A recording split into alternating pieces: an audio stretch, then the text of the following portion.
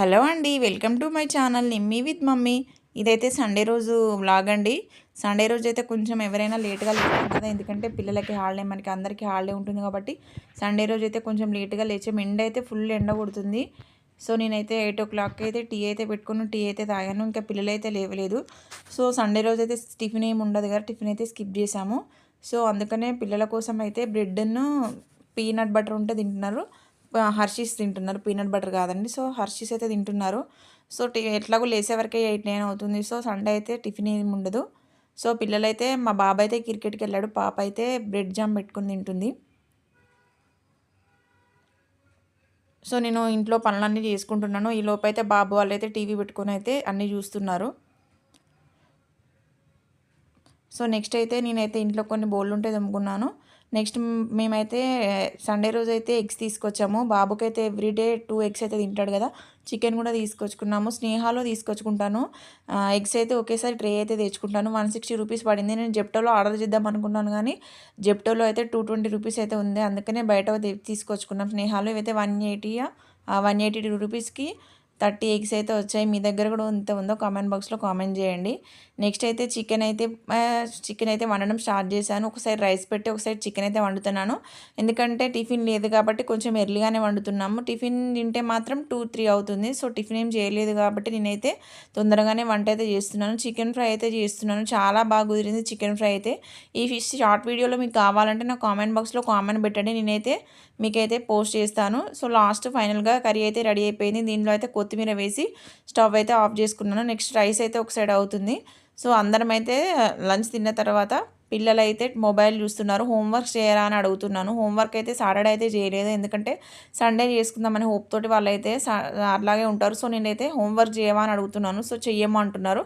So నేనైతే homework చేయించాలి. వాళ్ళకైతే స్నానం చేయించిన తర్వాత హోంవర్క్ చేపిద్దామని పిల్లలని అయితే అడుగుతున్నాను. నెక్స్ట్ అయితే ఇంట్లో కొన్ని గిన్నెలు ఉంటే అవి అయితే క్లీన్ చేసుకున్నాను.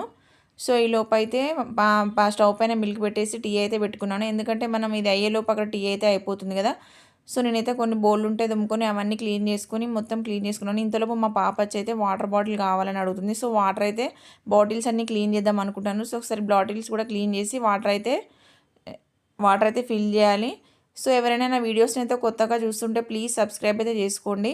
సో లాంగ్ వీడియోస్ కూడా చూడండి, షార్ట్ వీడియోస్ కూడా అప్లోడ్ చేస్తున్నాను. నాదైతే డైలీ ఒకటి లాంగ్ వీడియో, ఒక షార్ట్ వీడియో అయితే కంపల్సరీ ఉంటుంది. సో మీకు ఇంకేమైనా డౌట్స్ ఉంటే నాకు కామెంట్ బాక్స్లో కామెంట్ చేయండి. ఎలాంటి వీడియోస్ కావాలో కామెంట్ బాక్స్లో కామెంట్ చేయండి. నా ఛానల్ నేమ్ అయితే నిమ్మీ విత్ మమ్మీ అండి. సో ఛానల్ అయితే సబ్స్క్రైబ్ చేసుకోండి. నాకైతే 1K సబ్స్క్రైబర్స్ అయితే అయ్యారు. సో నేనైతే ఇంకా రీచ్ కావాలని కోరుకుంటాను. Please subscribe my channel Nimmi with mummy. So నేను ఈ ఛానల్ అయితే స్టార్ట్ చేసి 1 year అవుతుందండి. సో మధ్యలో అయితే కాసేపు అయితే కొన్ని రోజులైతే నేనైతే ఆపేశాను. సో మళ్ళీ ఇప్పుడైతే స్టార్ట్ చేశాను. సో బౌల్ తమ్మడం అయితే అయిపోయింది. నెక్స్ట్ అయితే బాటిల్స్లో అయితే వాటర్ ఫిల్ చేస్తున్నది. మాదైతే ఏవో స్మిత్ వాటర్ ప్యూరిఫైయర్ అండి, బాగా పనిచేస్తుంది. మేమైతే తీసుకొని అయితే 7 months అయితే అవుతుంది. ఇంతకుముందు అయితే లీవ్ ప్రో అనేది ఉండేది. సో అది చేంజ్ చేసి ఇదైతే తీసుకుందాము. సో బాగానే ఉంది ఇదైతే. నెక్స్ట్ అయితే కౌంటర్ టాప్ కూడా క్లీన్ చేసుకున్నాను. సో గిన్నెలన్నీ తోమిన తర్వాత సింక్, కౌంటర్ టాప్, గ్యాస్ ఇవన్నీ క్లీన్ చేసుకుంటాను. 2 daysకి ఒకసారి వాటర్తో అయితే కడుగుతాను. డైలీ అయితే ఇలా మనకైతే స్పాంజ్ది డస్టర్ లాగా ఉంటుంది కదా, సో దాంతో అయితే క్లీన్ చేసుకుంటాను. కిచెన్ కూడా క్లీన్ చేసుకున్నాను. సో కిచెన్ క్లీన్ చేసుకున్న తర్వాత ఈ కౌంటర్ టాప్, గ్యాస్ ఇవన్నీ క్లీన్ చేసుకున్నాను.